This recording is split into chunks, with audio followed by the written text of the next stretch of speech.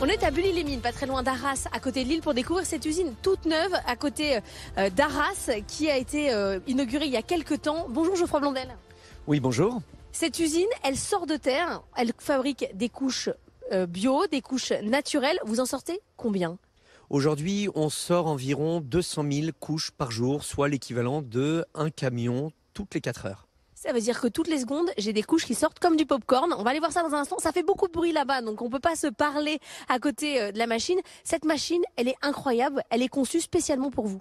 Oui, tout à fait. En fait, c'est une machine que nous avons souhaité qui puisse répondre à notre cahier des charges sur des couches écologiques qui permettent l'utilisation de matières naturelles afin d'avoir une couche qui réponde à 100% des attentes des consommateurs.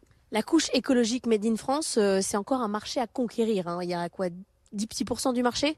C'est exactement ça, alors. C'est-à-dire qu'on a 90% des couches qui sont vendues en France, qui sont fabriquées hors de France. Le marché est énorme, le consommateur veut du local, il veut du Made in France, et bien on arrive. Eh bien alors préparez vos oreilles, on va aller voir la machine. On y va.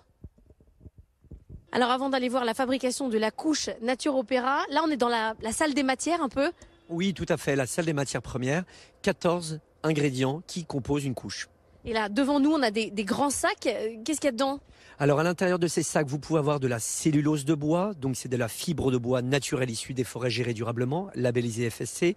Vous avez des non tissés, vous avez des oreilles élastiques, vous avez ou alors du super absorbant, c'est-à-dire en fait cette matière qui transforme l'urine en gel, en solide pour qu'il y ait zéro fuite. Bon, alors ces 14 matières, il va falloir les mettre ensemble. On va voir la machine du diable. Là, Geoffroy, clairement, changement d'ambiance. On a pris beaucoup de bruit. On est devant la machine. Toutes les matières vont rentrer juste derrière et après il se passe quoi ? Ce qui se passe, c'est que c'est un petit peu un exercice périlleux, c'est-à-dire qu'il va falloir faire venir 14 lieux de matière en fait différents qui vont arriver sur un même tapis à une vitesse d'une 30aine de km/h pour pouvoir sortir ces 800 couches à la minute. Alors venez voir parce que ça va très vite. Les couches, elles vont tellement vite dans la machine qu'on les voit plus du tout. On les voit plus du tout. Et d'ailleurs, on s'entend plus du tout.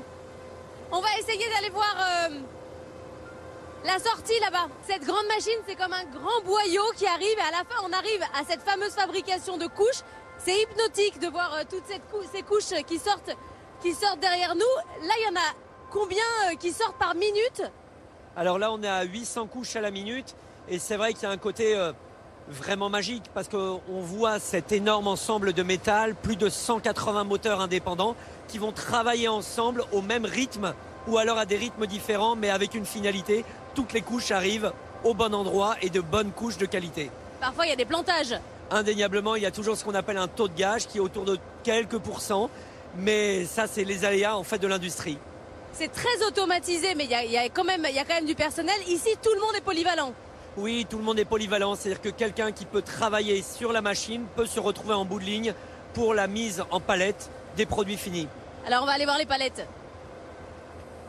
Quelques secondes après que la matière première soit rentrée dans la machine, la couche sort et après ça donne une boîte en taille 3, ça part où ? Alors là, par exemple, c'est la marque Caribou qui va être à destination des grandes et moyennes surfaces, tout ce qui est les super et hypermarchés français.